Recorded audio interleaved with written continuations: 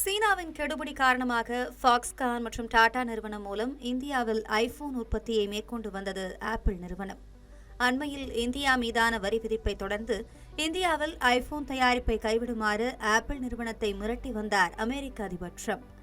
ஐபோன்களை அமெரிக்காவில் தயாரிக்கவில்லை என்றால் இறக்குமதி செய்யப்படும் ஐபோன்களுக்கு 25% வரி விதிக்கப்படும் என்றும் அச்சுறுத்தினார். இதற்கு பதிலளிக்காமல் மௌனம் காத்து வந்த ஆப்பிள் நிறுவன தலைமை செயல் அதிகாரி டிம் குக் இந்தியாவில் தங்களது தற்போதைய திட்டங்கள் அனைத்தும் தொடரும் என்று கூறியிருக்கிறார்.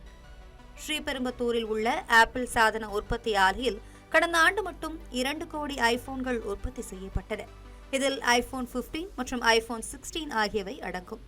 தற்போது ஆண்டுதோறும் ஐபோன் உற்பத்தியை 6 கோடி யூனிட்டுகளாக உயர்த்த திட்டமிட்டுள்ள ஆப்பிள் நிறுவனம் இதற்காக 250 கோடி ரூபாய் முதலீடு செய்துள்ளது. டெல்லி, மும்பைக்கு அடுத்தபடியாக பெங்களூரு, புனேவிலும் புதிய ஷோரூம்களை திறக்கும் ஆப்பிள் நிறுவனம் தொடர்ச்சியாக மும்பை, நொய்டாவிலும் புதிய ஸ்டோர்களை திறக்க முடிவு செய்துள்ளது. அது மட்டுமல்லாமல் ஐபோன் 17ஐ இந்தியாவில் அறிமுகப்படுத்தவும் திட்டமிட்டுள்ளது. விரிவாக்க திட்டங்கள் மற்றும் முதலீடுகளை தாமதப்படுத்தும் நோக்கம் அரசுக்கு இல்லை என்று ஆப்பிள் நிறுவனம் கூறியது. அதை உறுதிப்படுத்தும் வகையில் ஆப்பிள் நிறுவனத்தின் விரிவாக்க திட்டங்கள் ஏற்கனவே திட்டமிட்டபடி தொடரும் என்றும் அரசு தரப்பில் கூறப்பட்டுள்ளது. அண்மையில் கத்தாரில் பேசிய அமெரிக்க அதிபர் ட்ரம்ப் இந்தியாவில் ஐபோன் உற்பத்தி கட்டமைப்புகளை அமைப்பதில் தங்களுக்கு விருப்பம் இல்லை என்று வெளிப்படையாகவே தெரிவித்திருந்தார்.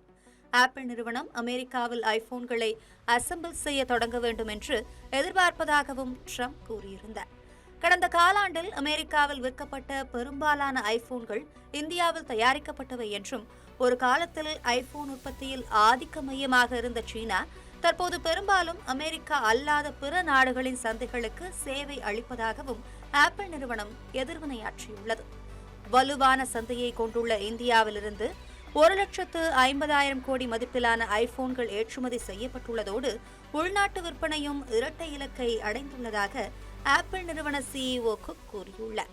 இதன் மூலம் ட்ரம்பின் மிரட்டலுக்கு ஆப்பிள் நிறுவனம் சரியான பதிலடி கொடுத்திருக்கிறது என்பது பொருளாதார வல்லுநர்களின் கருத்தாக உள்ளது.